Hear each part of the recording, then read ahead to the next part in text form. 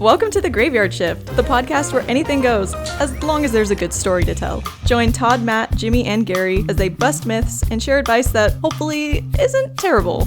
Let's dive in. Well, welcome to The Graveyard Shift. And we're really excited today because we have quite the guest today. And she's an accomplished funeral home owner of almost 45 years, the founder of Funeral Women Lead, the podcast, which are we bitter rivals or just rivals? No, we're actually idolize you guys, you know, and we're going to get to the point sometime where you idolize us. All right, that sounds fair, right, Lisa. good. I'm going to take a note. Yeah, Write that down, Jim. Her podcast is named For Women and a Funeral. Love the name. And she's also the author of Wake Up Calls, a journey of learning to lead and succeed in the funeral and deathcare profession. So she's got her plug in for the book. By the way, I finished reading the book this weekend, Lisa. You really did. Enjoyed it. Yeah. You sped read. Yes, I love it. Yeah, fortunately. Wait a second. I thought we were talking about the drum tech. Oh, well, that's my husband's fiction book. So the Drum Tech, I got to put that in. The Drum Tech by Monty Krabs. I mean, it's amazing, and it's a little spooky, little horror. I don't know if you can handle it, Jimmy. Are there a lot of but it pictures? also has some humor, which I know the rest of you would enjoy. I don't know about Jimmy's humor. Do you have a free chapter in the back of your book of it? I do not. Second edition. I do Second have one in edition. my briefcase, though. If someone wants to go get into it, I'll hold it up for the watching audience. So, yeah. Yeah, we're both writers. We both kind of spent the last 2 years creating some cool things. And mine is, of course, all the proceeds are going to charitable organizations that support women's scholarships in our profession. So. Awesome. Well, what I enjoyed about the book is really, I think, a lot of vulnerability showed in Perseverance. sharing your journey and so I thought, just first of all, congratulations. Thank you. I mean, a lot Thank of us you. talk about writing books, but very few people. It's really do it. hard. Yeah. I mean, you don't realize how hard it is till you get into it. And I took a 6-month book class and had some great help with editors, and that was a lot of fun. But they make you work hard. So if you're thinking about a book, You can afford the paid version of ChatGPT. that is Don't lie to not. this crowd. You talk to these other authors and my coach, and that is a big no, Jimmy. But you know, go ahead and take give it a another try note. and see if anybody buys it. No Yeah. ChatGPT. Never heard the words "big no-no," slow Jimmy down that much. One way to get me going. So I think Lisa and I think as we were preparing for this, we talked a lot about leadership, and I really wanted to. I think that it benefits the men and the women in the profession, and we'll close up with some words of wisdom for you and the women in this profession. Looking forward to that. So let's talk a little bit about just kind of a big, broad question to kick us off here, Lisa. Is talk about the leadership lessons that you've learned during your career. Oh boy. Well, most of them are in the book. You'll have to How buy long another do we copy. have? Let's How talk long do we about the have ones today? that aren't in the book. Right. Yeah, they hit the cutting room floor. That was, yeah. I do have them saved, though, Jim, and I do believe your name was in one of them. Yeah. So, well, I get that a lot. maybe your father's. It could have been your father's name. We, over the years, my dad died when I was 30 years old. He was 53. And the hardest part about that was that I had been licensed funeral director, and I didn't know how to grieve or mourn a loss. I'd helped families for 8 years, and I had no idea what to do with that. Plus, I did not know how to run a business, much less myself. I had no clue how to manage people. This was not taught back in the day, right? I was a funeral director. I was a mom of a young boy. I was a wife, a community volunteer. So the hardest things for me, I believe, the leadership lessons, were learning how to become a leader. And that's not easy. I mean, who teaches that? You don't learn it in mortuary school. There's not leadership training there. It's not in college. And for those of you that don't know my background, I actually was a Spanish major with a minor in Portuguese. Traveled and lived in Mexico. Si yo puedo hablar la lengua de la gente de México. Sí. Right? Second spoken language in our country. ¿Tú hablas? Más o menos. Más o menos. Muy bien. poquito. Un poquito, sí. Yo también. So That was a shameless plug to appeal to our Hispanic audience. Yes, and you should have many. Silencio, por favor. Lucas Funeral, si hablas.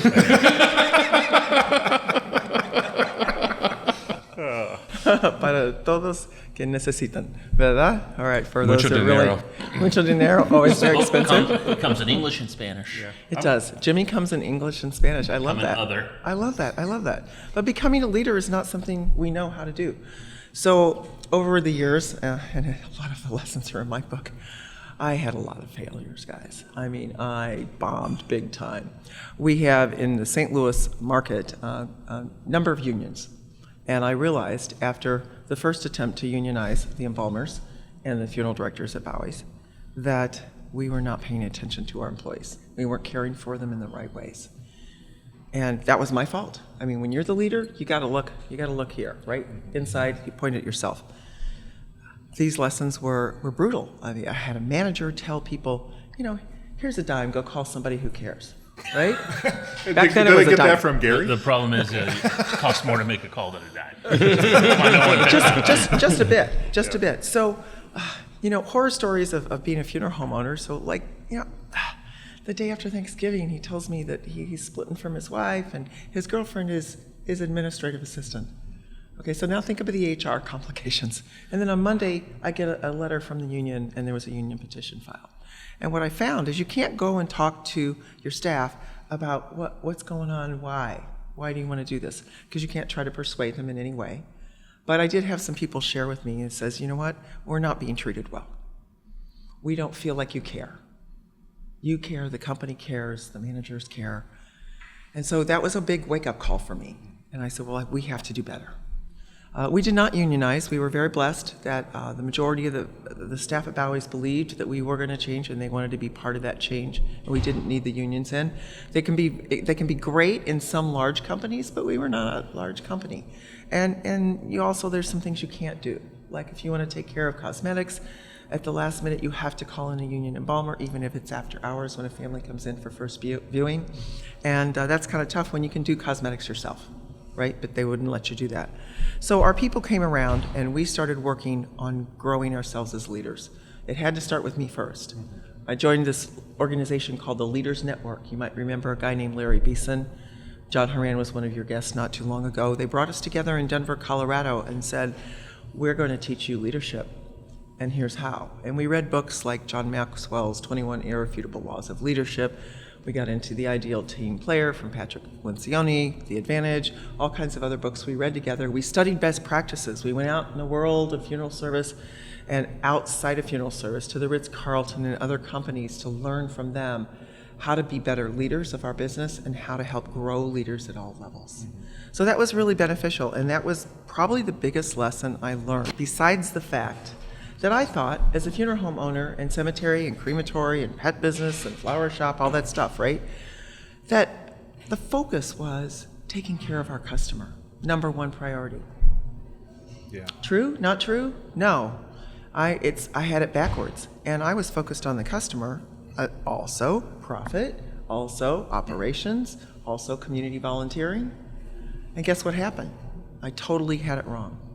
I had to flip that organizational chart upside down. Here's Lisa at the bottom. I'm at the bottom. And that's where owners should be. We should be supporting and uplifting our employees and caring for them as the number one priority in our businesses. And that took years for me to learn that through a lot of mistakes. Yeah.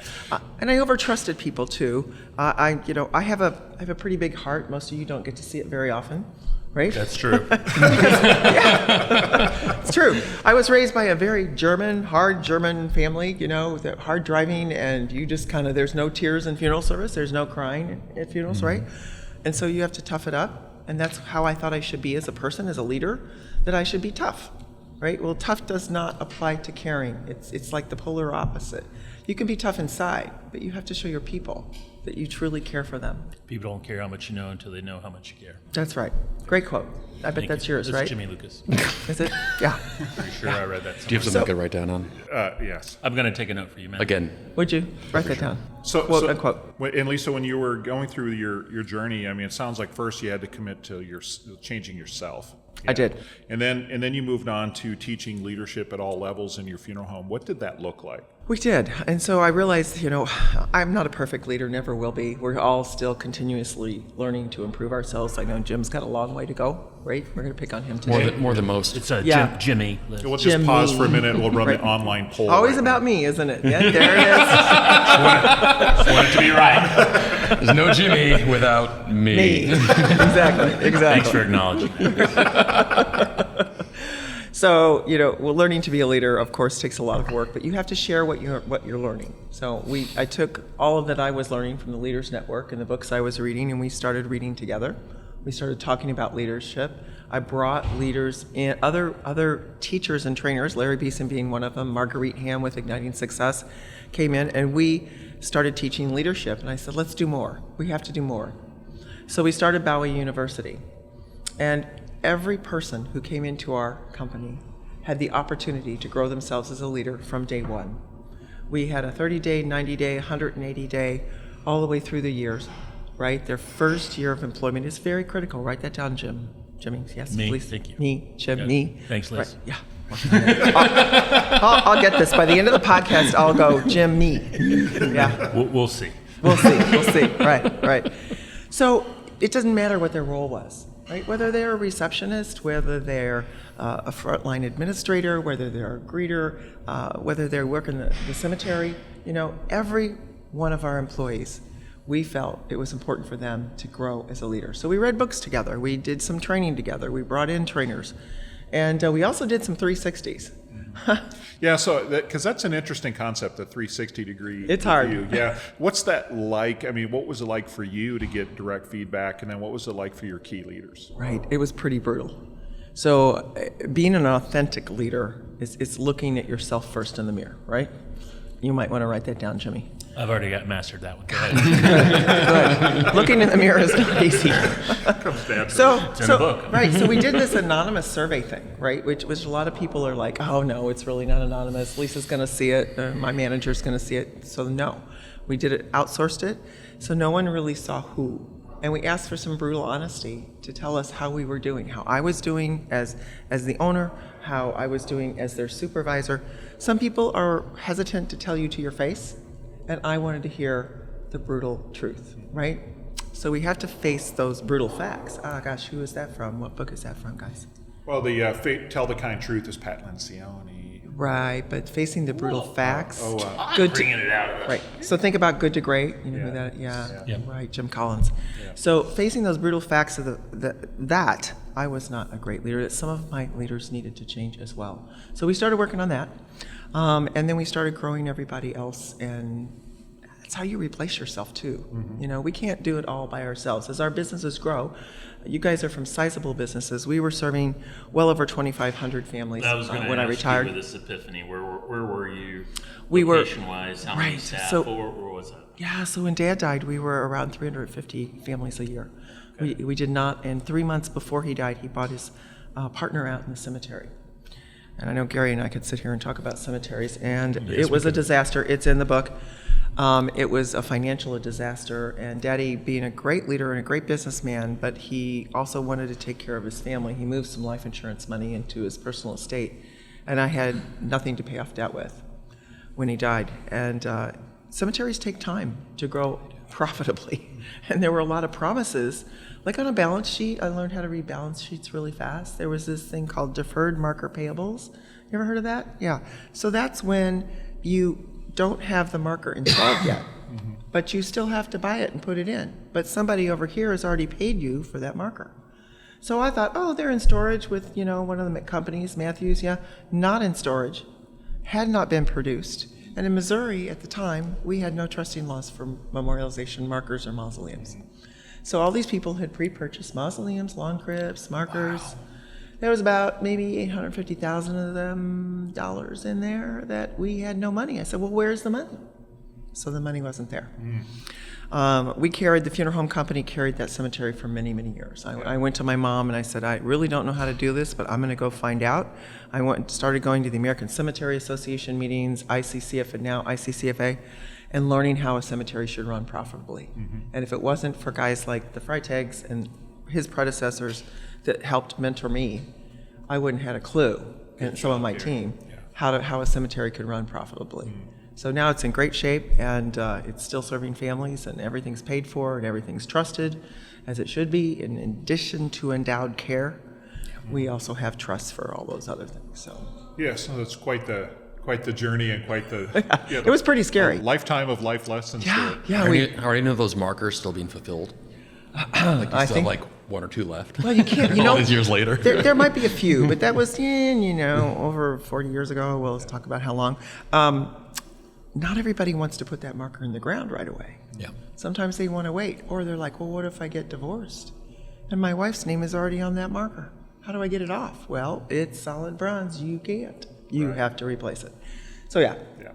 So I have a question, because in your post-retirement, or in your current, I don't say It's kind of post-retirement from Yeah, Bowie's. post- right. yeah, I retirement retired from from Bowie's. Bowie's in 2019, and right in your before the I pandemic. want to talk a little bit about your what you've learned in your coaching, and as you're visiting with young funeral directors, young women funeral directors, what do you hear about how they're being managed and led in funeral service, and how does that kind of overlap with your life experience?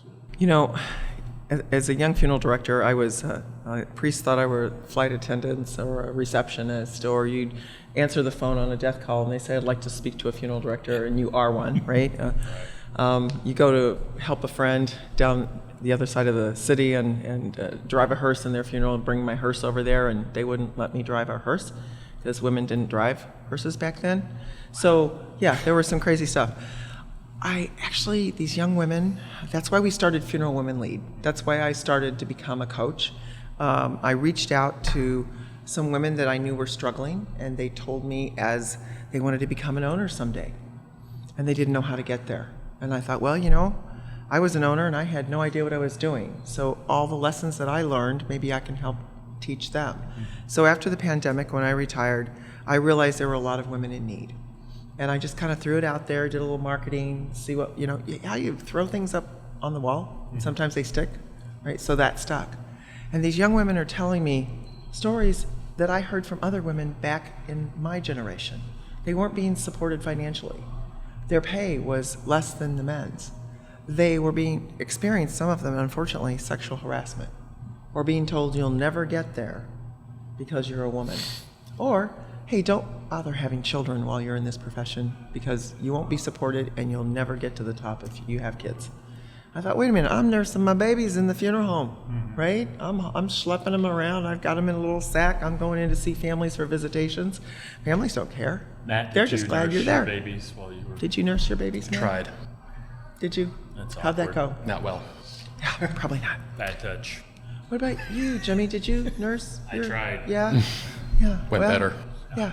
Well, you do it in private, Yeah. That was my problem. I didn't- Yeah, you don't do it on a funeral, Jim. Yeah, but there are those, sometimes there's that feeding time right in the middle as you ask the congregation to rise, and oh my goodness, I have to go inside and change my blouse, right? So things that, and these young women don't have anyone to talk to that understand kind of what they're going through.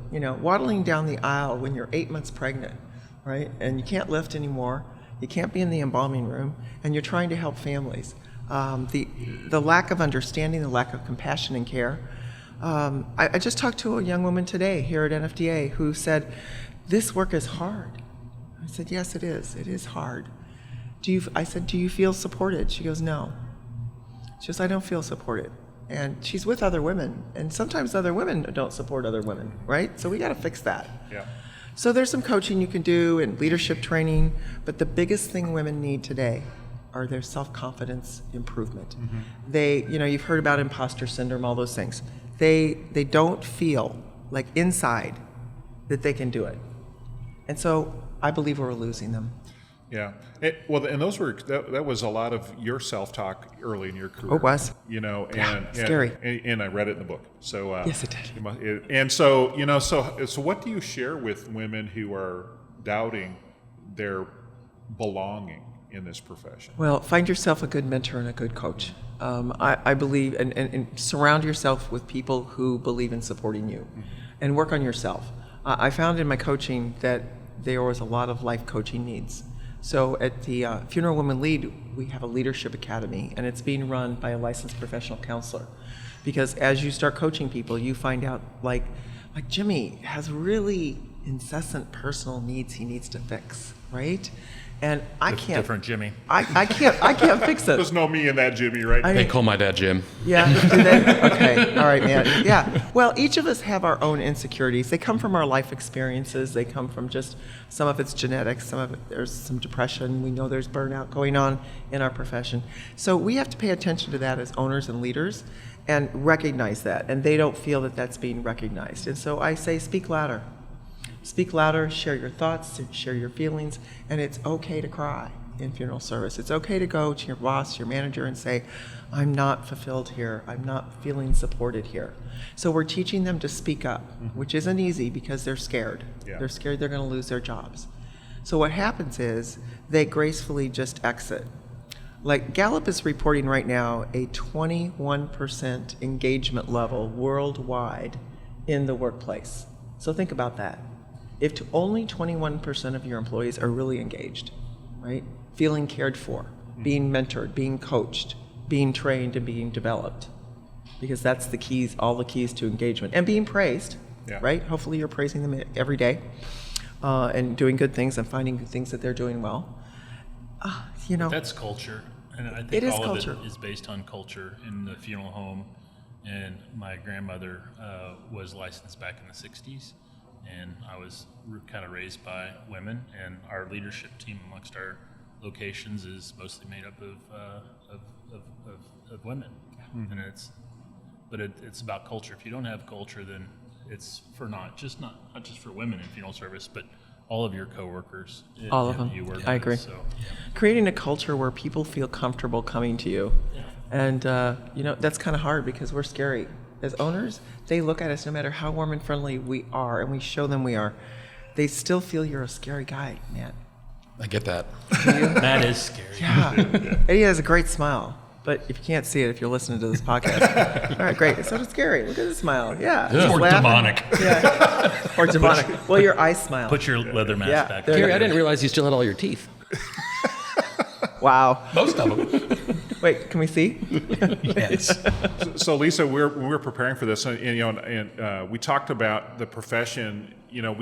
How to lead into the future, because we've really got a situation now, and it's the reality. The reality is that about 75 to 80% of mortuary science graduating classes are female. That's correct. So how is that going to influence the future of this profession? Well, at Funeral Women Lead, that's the foundation we're starting this year, We believe that women are the key to the future success of this profession. We believe that they bring their hearts to this profession, and not that men don't. And I know you guys all have hearts because I've known most of you for quite some time. No, Gary says has no heart. Compassion and empathy are just at a different level, not in a bad way, but I agree. Yeah, exactly. So being more empathetic is a good thing, and using your heart and really showing your staff you care. I've said that before. I believe that women need that from us. And with 75% graduating from mortuary school, and that was in 24, we know the numbers are growing. I'm hearing in graduation classes of all women. We have to embrace their challenges and differences and listen to them and ask them. I mean, when you all have staff meetings, what do? Do you sit around and talk and say, hey, how am I doing as a boss? Do any of you do that? It's scary to do, right? But what are we meeting your needs as a company? Open yourself up a little bit. Anyone? I did that once, Lisa. How'd that go? Well, I'll share a quick story. I was asking all of my people who reported to me, and I said, when we have our one-on-ones, what do I do that irritates you? Ooh, I love that question. Right. And That's a list. One of my Did they just hand it to you? employees. Well, yeah. Well, you just said it really bothers me because I work with a lot of people who work remotely. It's like I can hear you clicking in your keyboard. Yes. What's And that it's search like, engine history look like? They apparently also listen to the graveyard shift. So and I agree. That was one of the most important questions I ever asked my people. And Well, I like to ask the question, how can I be a better owner here, and how can I be better supportive of you, right? What more do you need? Now, we can't always grant all wishes, right? But we can listen. And if you start seeing trends going on and people are telling you the same thing, it's probably everyone's reality. So I believe that we have to ask. We have to ask questions and involve our young women and men together in problem solving some of your challenges in your business. Open it up to idea sessions. Make your staff meetings not about the facts and the families we're serving. Yeah, you can talk about revenue per case, you can talk about customer satisfaction ratios, but open it up to say, good friend John Horan says, how can we do things better? How can we, what do we start doing? What should we stop doing? What can we do more of or less of, right? So when you ask those kind of questions of your team, do it while you're out on a service, do it while you're just hanging out in the front lines, reception, and listen to their answers and start logging those down, because they're going to tell you, honestly, they're out there serving people every single day. And as owners, we're not always present when we should be, because we have a lot of responsibilities too, right? No, that's great feedback. One thing we were talking about was when you made the decision to put your employees first, you made the decision to listen, to receive feedback. I mean, truly listen and receive feedback and change. The question, I think you used the word breadcrumbs. Your businesses leave breadcrumbs. They leave a trail of evidence that shows that management and leadership and ownership are connecting to their people. So what are some of those breadcrumbs that you would describe? Oh gosh, there are so many of them. I look at the breadcrumbs as little victories, little things that tell you that the staff is doing better. Well, the threat to unionization stopped. That was one. They started getting more involved in community, right? So do you struggle sometimes as owners having your staff get involved in volunteer? Mm-hmm. We had none of that. Our retention levels grew. We had 98% retention when I left Baue's and retired. And I believe that's the key to not just retaining, but recruiting employees at a higher level, is if when you start caring for them, training them, developing them, opening things up and teaching them about how your business is doing and asking for their input on how to get better, all of a sudden your volume starts growing. So it's like, what do? Do we put the cart before the horse, or the horse goes first? So if we put the emphasis on our staff, naturally they will serve families better if they are feeling well cared for. And it starts going like this. I mean, your volume goes up. Right. Your client family satisfaction goes up. Everything changed when I started working on myself as a leader. And then I started helping them learn how to be better leaders. Everything changed. It was like flip the whole business upside down. And we started growing. Big difference between leadership and management, and understanding the difference between the two. Yeah. And for us, we work real hard on finding people doing things right versus finding people doing things wrong. Mm-hmm. And what that does, it opens up a collaboration, a conversation of trust, and how can we be better and partner. We don't use the word employee, we use the word coworker. Coworker, team member. And I hate it when folks call me boss, because if I'm gonna be a boss, it's gonna be a really hard conversation, and I really don't want to get there. So we work real hard on, how do we support one another. So we're equal. I mean, I show up at a church to help out. I go to whoever's in charge and say, what do you need me to do? Not like, here's what you're going to do. Yeah. Right. I think those are the little things that build maybe your breadcrumbs. I'm taking it and running. I think that's right. I like sourdough, by the way. Oh, good. It's good to hear. I like gluten-free sourdough. Yeah. So Gary, at Spring Grove, when you think about the breadcrumbs that your business is leaving behind to show that you're working hard to engage your people, what are the people doing and showing and saying? Well, we do employee surveys every 2 years, and we have done 360s. Part of our review process, the last question is, what can I do to better support you? Yes. So it's we include that as part of our review process, and it's trying to, as Jimmy said, trying to celebrate the victories or highlight. We have a reward system or a recognition system within the company that any employee can recognize any other employee. Mm-hmm. Yep. And then we draw those and read them at employee acknowledgement ceremonies, and then they get a chance to win. It's between $25 and $100. No, it's not a new car. Sorry, Oprah. We had an annual one, and we called it the Touch the Heart Award. And so they would recognize each other for touching others' hearts, whether it was a fellow team member or whether it was a family we served. And they would be monthly Touch the Hearts, and then all 12 of their names went into a pot, and we pulled at our annual Christmas party a trip to Disney. Oh, nice. Yeah. Ours is called Caught Doing It Right, COT. Yeah. And it's intercompany, and we do it every 2 weeks on an all-staff video conference. And that's creative because a COT is a device used by funeral directors on transfers. Yeah. Well done. Thank you. Oh, I like that. That's a wrap. Yep. So Matt, in your business, what kind of breadcrumbs do you see? Would you see an employee who is going above Coworker. and beyond? No, I'm sorry, staff. Associate. When you see someone on your team going above and beyond, I think people only do that when things are going right. And, we try to prioritize making sure people have their time off and they have a schedule that is, works as well as it can given the challenges of our profession and licensing rules. But when someone still comes in on their day off because they want to show that family in, or they say, hey, I bought something, or I did something for this family. Not because they had to, but Yeah, I mean, if you're not taking care of people, they'll only put up with that for so long before you see it in everything they do. Or they're not the right person to be on the bus at the same time too. So I think when you see people doing great work, they do great work because they want to do great work. At the end of the day. That's leadership brand, though. It is. And when you see them supporting each other without you asking them to, right? Yeah. So you see Grandma Helen, who's just an amazing woman who's retired from Baue's, but she worked reception for us in the evenings. She'd work any night, any holiday, anytime you needed her. This woman, this little tiny woman, would be pushing caskets across the front lobby, taking them into the chapel by herself at night. I'm like, Helen, wait, stop. We're going to do this together. But they would take Grandma Helen out to her car with an umbrella. They'd get her keys and bring the car to her underneath the canopy, right? Grandma Helen was like our company grandma. And when you see those little breadcrumbs of staff truly caring, they started throwing baby showers for each other, wedding showers, anniversary parties, birthday parties.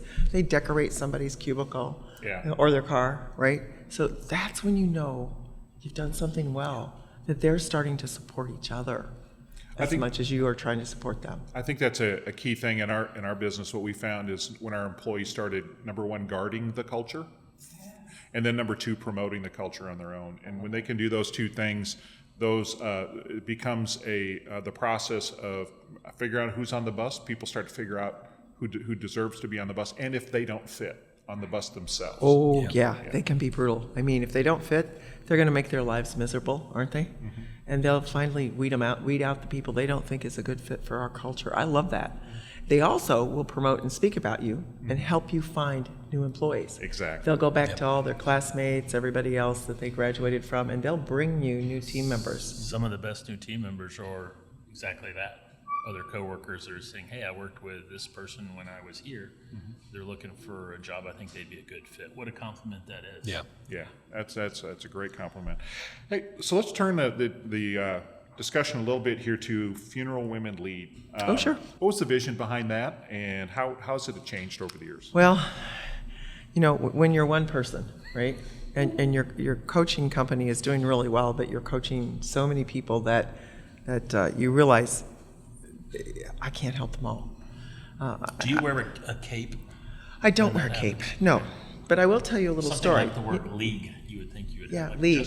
Justice League. The Justice League. What I'm thinking. You need a cape. Oh, you might be right. A secret identity and a Normally. secret hideout. I'm thinking maybe Thank you. There you are. You just showed up with me things. our 4 women in the funeral needs to all have capes, right? they should. They're all my heroes. Just So, about. yeah. I like the story of the little boy who's on the beach, and there were all these sand dollars that got washed up at the shore. And he's over there, and he's picking each one up, and he's throwing them all back in. And this older gentleman comes walking down the beach and sees him, and he says, son, you can't possibly save them all.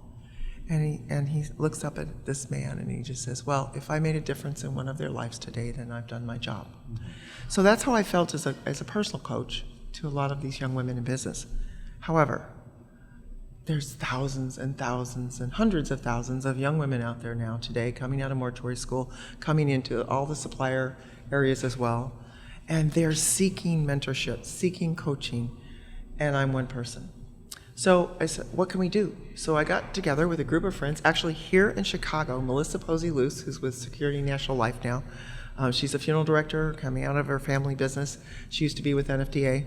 And we sat at this little table in the bar. So if you come over to the Fairmont and you walk straight in the door, there's that little circular bar down there, and that table to the right is where I ran this idea by Melissa and said, what do you think? Should we start an organization that helps women overall, finds ways to offer coaching, mentoring, wellness, and leadership training for them? Because let's face it, not all of the employers can provide that. I mean, you guys are pretty much of the size where you can do that internally, but not every funeral home is. The average funeral home size, in the U.S. is 250 calls, if that, maybe 125. I'm not sure, but they can't afford all that. They can send them out to the Funeral Service Foundation, has a lot of scholarships, so we sponsor programs. But what is there to really support these women in their growth? Helping them become more confident about themselves, feeling like they belong. Helping them find a great job and a great culture. Like right now, I got 3 guys sitting here, and I could send any woman that I coach to you, and I know they'd be in a great home. But these women don't know where to find those resources, right? And you probably have mostly men listening to your podcast. Do you think you have any women? Probably. Maybe a few. I don't know. No, I'm kidding. I don't think we actually have any listeners. You're probably right. Both of them are men. Well, I've listened all several here. times. Yeah. Right. So we have to reach out to them and find them. I've talked to many state association women already this week here at NFDA about their state presidents, or I'm a past state president. A woman from Australia came in. She says, I'm past chairman of our Australian association, and here's the new incoming chairman, both women. So I think we have to do more. And that's what Funeral Women Lead is doing. We have a leadership summit we'll be doing, and the Leadership Academy goes all year round, online. You meet in person once, graduate the next year. Our Women's Wellness Summit is going to be focused on the mental, physical, and business and professional and personal wellness. And so we'll have that wellness group that'll be working together over the years and continue to support them long term. Not a one and done event, but continuous mentoring, continuous coaching. And we'll be looking for coaches and mentors. So if your listeners have ideas and they would like to be part of that group, including you guys, because men can mentor women and women can mentor men. Well, on that too, I mean, in our last episode, when we were talking about succession, and they were talking about the numbers of people looking to retire in the next few years in this profession. Right. And you combine that number with the numbers we just discussed about mortuary science programs, there was going to be a major shift in the next decade. And, I've learned a lot from you over my career. I mean, I've read stuff you've written, I've filed stuff. I mean, you've had a big impact on men and women alike in our profession and as a true leader in what we do. And, I think this effort of what you're doing, when we see that shift take place, you and those that you work with doing this, like your fingerprints will be all over our profession in this country in its next chapter, which I think is going to be a bright chapter, and I think you're fostering a generation of leaders that are going to take the helm and do great work. So thanks for all that you do, Lisa. You're welcome, man. Thank you for that wonderful compliment. Well, I had a lot of mentors and teachers in my past as well. I couldn't have gotten here without them. You're welcome. Thanks, Jimmy. I was going to turn and thank Gary. Yeah. Whatever. Me came back and Jimmy at a good time. Hey, why don't we do this, Lisa? It's been a great conversation today, and thank you for your contributions to funeral service and to leading women in funeral service. And we have reached the end of our time together. Aww. And so thank you for joining us here on the Graveyard Shift. We really appreciate it. You're most welcome. And I'm sure any of us will be willing to join you on your podcast at some point in the future. I won't put you on the spot. Wake Up Call. And the book, Wake Up Call. Wake Up Call's great book, available on Amazon. Amazon bestseller. You can find it on Amazon. Thanks for bringing right. this in. We'll go ahead and sign it Barnes out. and Noble has it too. Yep, and the ebook we have coming out in January, I believe. So Audibles. Yeah. Wonderful. Well, awesome. Well, all our listeners, thank you so much for listening to the Graveyard Shift. And if you have some comments for us here, and if you have something you'd like to say to Lisa, you can reach out to the Graveyard Shift at Passare.com. We'll forward any messages meant to Lisa for her. Lisa, how can they get a hold of you? Oh, absolutely. Got her cell phone number right here. You It's do. on the bottom of your screen. Jimmy's going to publish it internationally. You can reach me at Lisa at funeralwomenlead.org. All right. Or if you'd like to reach out to me personally and know more about the book and the coaching that I do, it's Lisa at lisabaue.com. Awesome. Thank you. Well, as always, to our listeners, just to wrap up here, really two things to remember here. First of all, put something that you learned today to use. And we've really got to put these things into practice. And second, just don't keep us a secret. So we encourage you to listen not only to the Graveyard Shift, but to 4 Women in a Funeral. So with that, I want to say thank you, everyone, for listening, and we'll see you all later. Adios. Ciao.